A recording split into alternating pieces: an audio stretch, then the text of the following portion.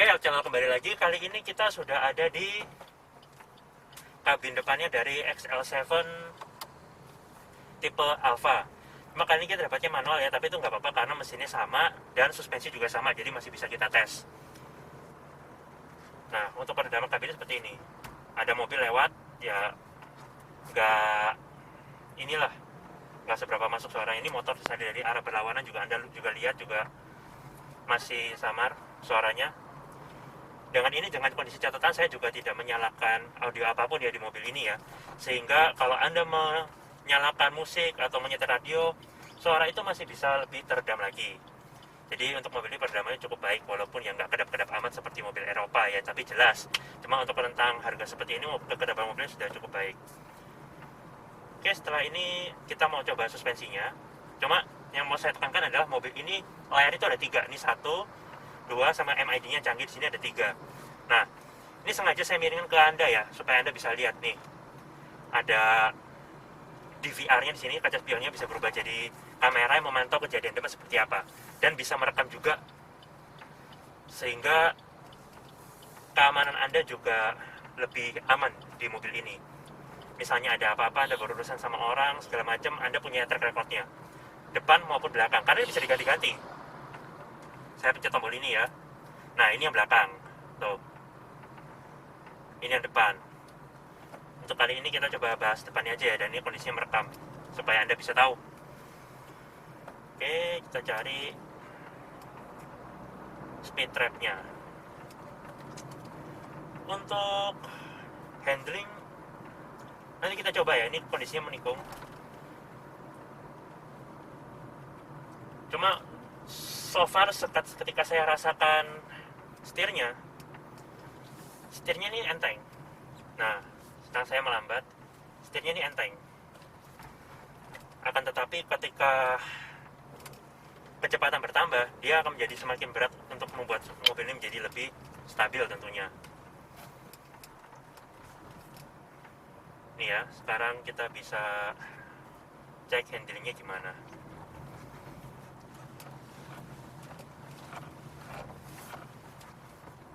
Ya, handlingnya masih cukup sigap, walaupun gak sigap-sigap amat, tapi paling gak setir kemudi ini itu masih nurut sama kita.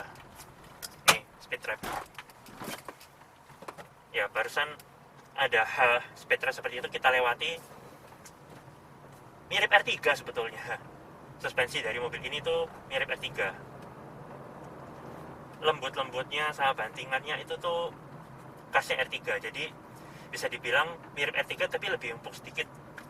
Kenapa? Karena ground clearance mobil ini itu juga naik lebih tinggi, antara 1-2 cm dari basisnya, yaitu R3. Nah, ini ada speed trap lagi, kita coba ya.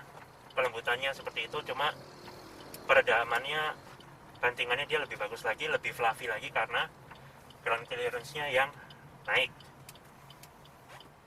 Walaupun hanya 1-2 cm, tapi itu menjadikan hal yang positif juga, karena itu berarti Anda juga bisa menjadi lebih tenang ketika Anda menerjang ke banjir atau kondisi jalan yang konturnya tidak bagus. Itu menambah kenyamanan, karena kalau kondisi jalannya tidak bagus, ground clearance Anda tinggi, ya mobil ini bisa jadi lebih fleksibel seperti itu. Sekarang mumpung jalanan kosong, saya coba aja akselerasinya sekalian.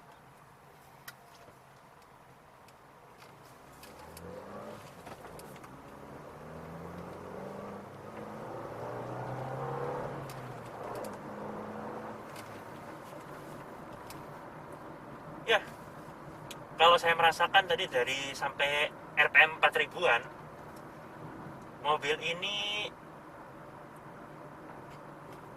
tarikannya bukan yang, akselerasinya bukan yang tersigap di kelasnya. Jadi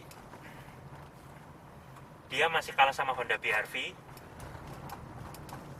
tapi rasa tenaganya itu yang tadi saya rasakan itu masih lebih positif daripada Expander Cross. Mungkin itu dipengaruhi juga sama bebannya yang di sana itu lebih besar daripada di sini. Jadi mobil ini sedikit lebih unggul daripada Expander Cross sejauh saya merasakan ya. dan sejauh saya pernah mengetes juga, namun tidak bisa mengalahkan Honda BR-V seperti itu. Padahal Honda BR-V sudah menggunakan CVT. Namun kalau mobil ini, jika Anda membeli Matic, mobil ini Matic-nya itu masih gear AT 4 percepatan biasa. Oleh sebab itu masih ada tombol overdrive-nya.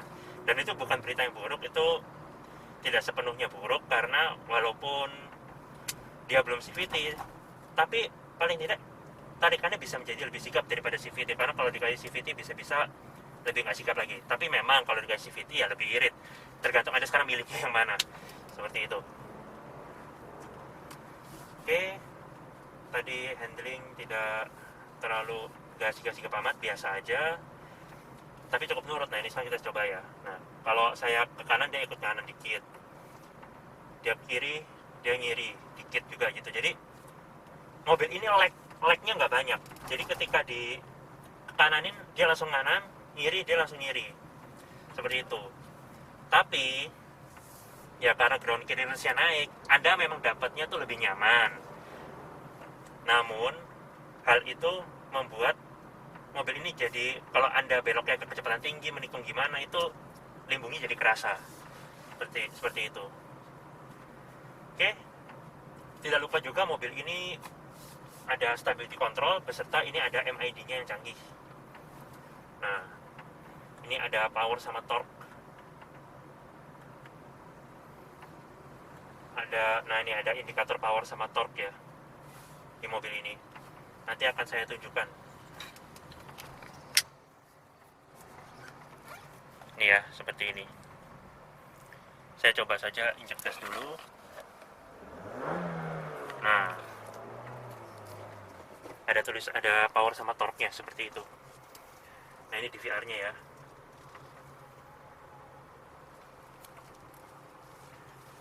Oke, kebetulan di belakang saya nih sekarang juga sudah ada tenaga penjualnya ya. Biraniaga, namanya siapa Mbak? Anita, oke Mbak Anita. Ini kalau selama ini orang-orang pakai itu konsumsi bahan bakarnya gimana ya?